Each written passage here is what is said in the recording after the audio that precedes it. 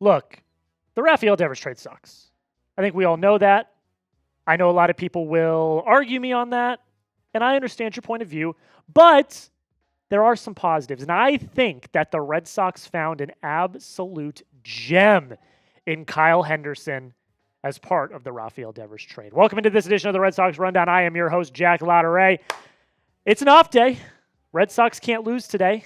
Well, it's actually Friday when you're watching this, but today, the time I'm recording this, is an off day. And those are the best days because the Red Sox can't lose today. But we're going to get into why Kyle Harrison, I think, is a gem here in a second. But first, we've been talking about this June sub battle, okay? We've been bringing it up. I've been showing you the numbers. Marshall Green, host of Giants Now, prolific Yankee fan that has been talking a crap ton of crap about the Red Sox. And he was rubbing the Rafael Devers trade in my face, saying, poverty franchise, you guys suck. You're the worst.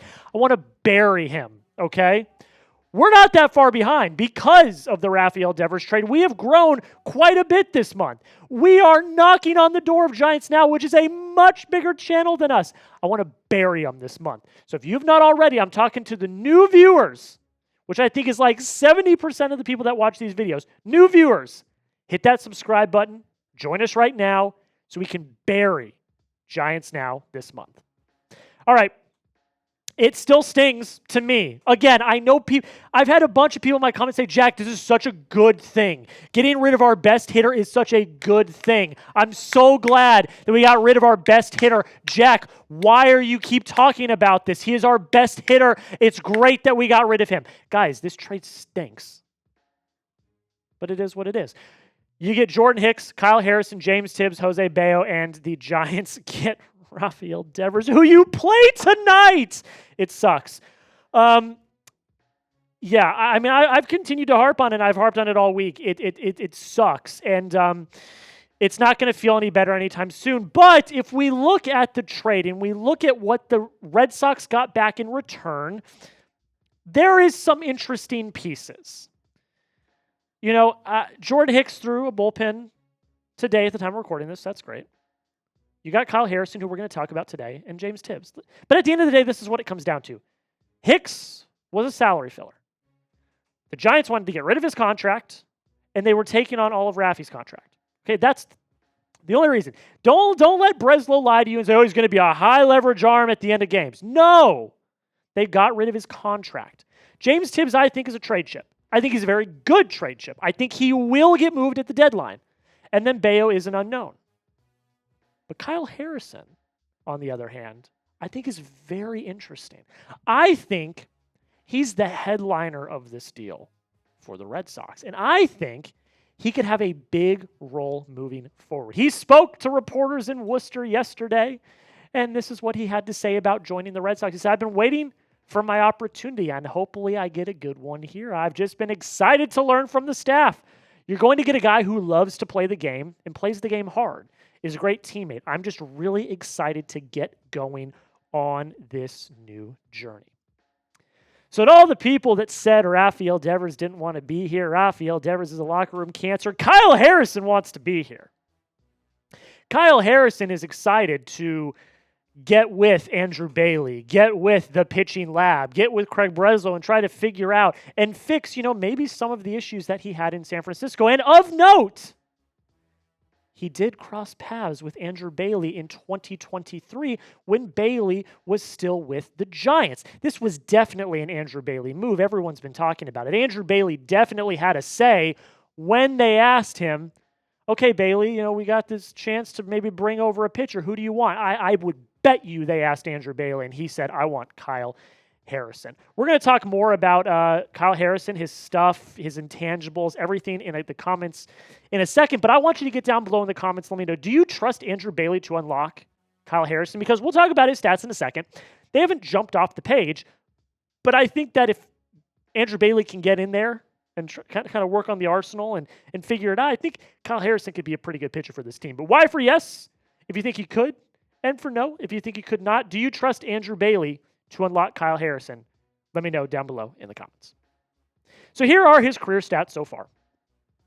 For his career, he has pitched in 182 and 2/3 innings. He's got a career ERA of 4.48, 178 strikeouts, 62 walks, and a FIP of 4.55. He has bounced back and forth between AAA and the majors. These are his major league stats. So most notably, his 2024 season is when he pitched the most.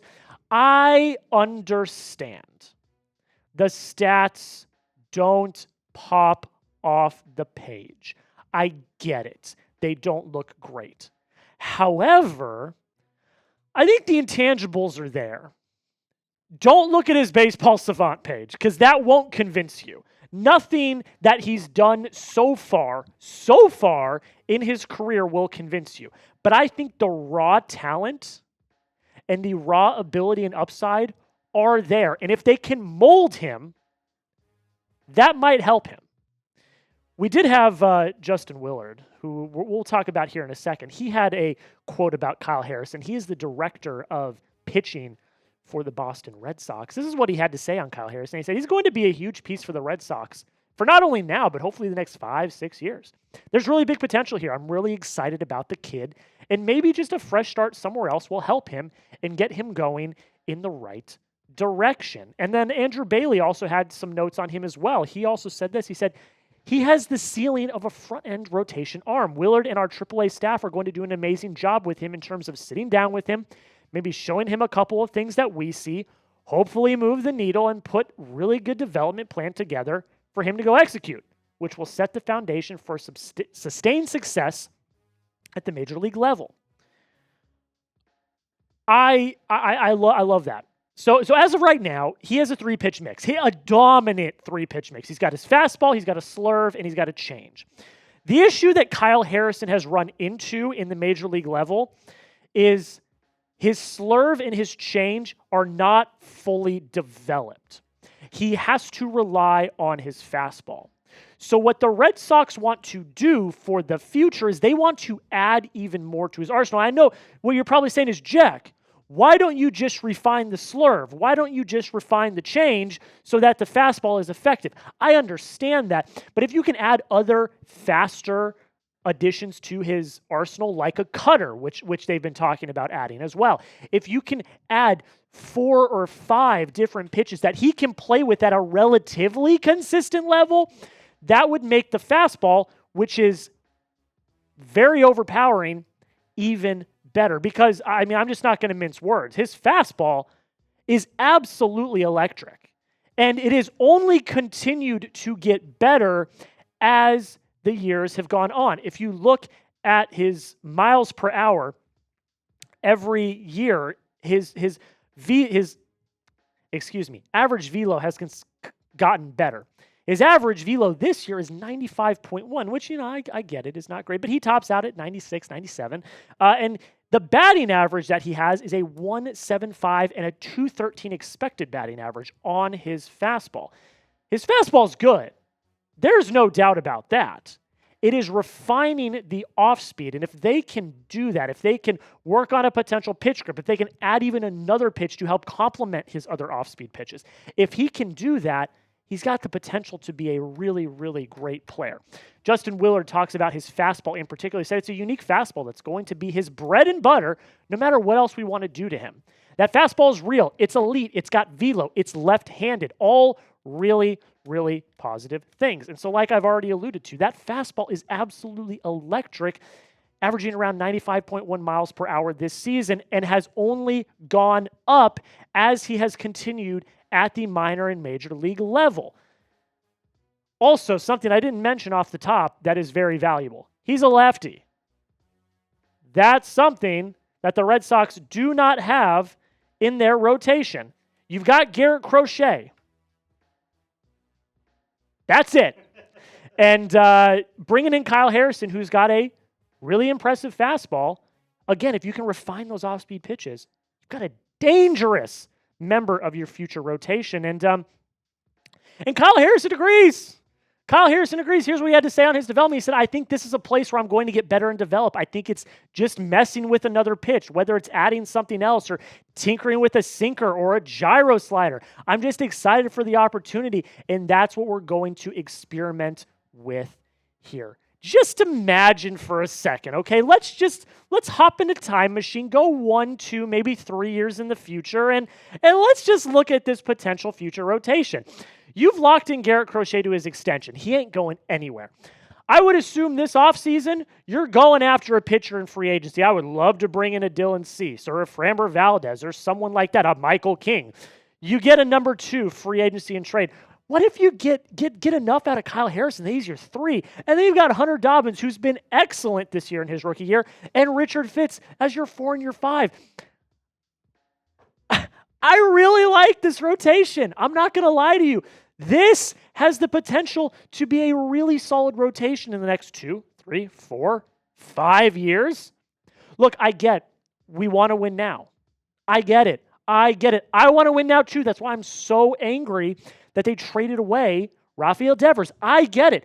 But this has also been the goal of the front office, which I'm throwing up in my mouth saying that because I disagree with the front office. But if you want to be like the Dodgers, you do need to create, here comes the buzzword that they always say, a sustainable franchise. You cannot put all of your chips in now to win this year. You need to stay sustainable for years to come if you want to win 3, 4, 5 World Series. Now, you got to win 1 to start, but I think that rotation's good enough. If you can tinker with it, if you can work with it, if you can continue to develop these guys, I think that rotation's good. And if you have Kyle Harrison as your 3 and he's pretty darn dominant, I don't want to say you win the Rafael Devers trade because I don't think you'll ever win the Rafael Devers trade.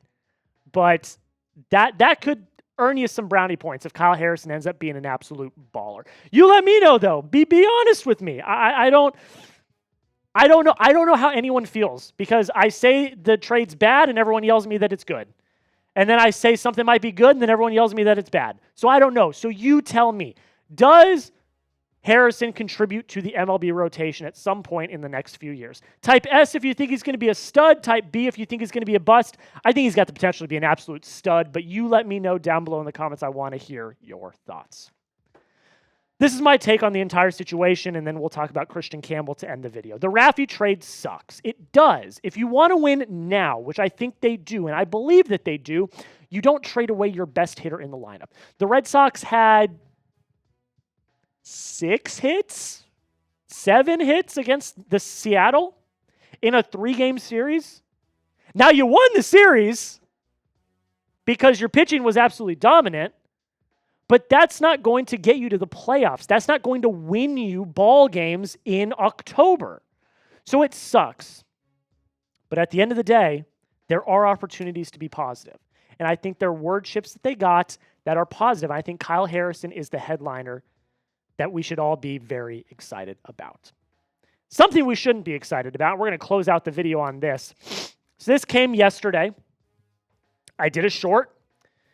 That's why you subscribe, because I made a short as soon as the news came out. The Red Sox demoted Kristian Campbell to AAA.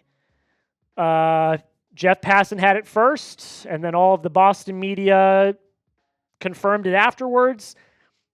He needed this. And it sucks, man. I was so excited for him to get called up and make the Major League roster. I got to see his Major League debut. I got to see his first Major League home run when they opened the season in Texas. But he needed it, though. I mean, just look at the stats. His March and April, he was front runner for Rookie of the Year. He was batting .301. He had an OPS of .902. He had four bombs. He had a K rate of 26%. He had a WRC plus of 152. Hell, he was one of the best hitters in all of baseball. May and June, though, holy mother.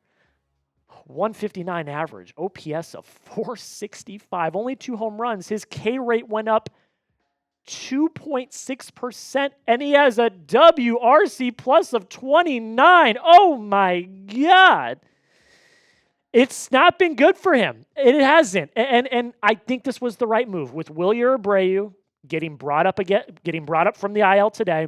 A move needed to happen. And this, I said this a few videos ago. I said, I think Campbell might get sent down. And it happened.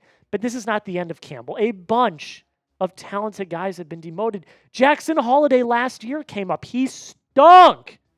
And then he got demoted. And now he's up this year and he's playing well.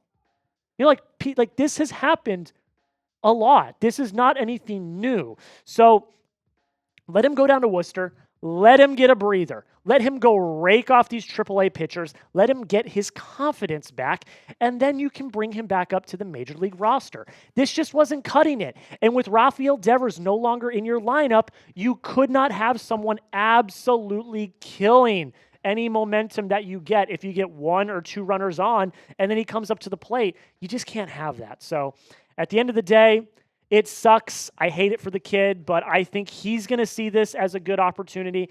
I think the Red Sox see this as a good opportunity. And at the end of the day, even though I hate it, I do agree with it. You let me know. Did the Red Sox make the right move? Simple yes or no in the comments. I'll know what you're talking about if you type out a yes or no. Did they make the right move sending Kristian Campbell down to AAA? That's where I'm going to end it, guys. Thank you all so much for taking the time to watch the video. We've got daily Red Sox coverage every single day, and we are about a week away from me being boots on the ground at Fenway Park for 3 games. We're going to have content the entire time we're out there, so don't miss out. Hit that subscribe button. Let's bury Giants now, because Marshall Green's an absolute stiff, and we do not want him to beat us. All right, that's it. Thank you all so much for watching, and until next time, go Sox.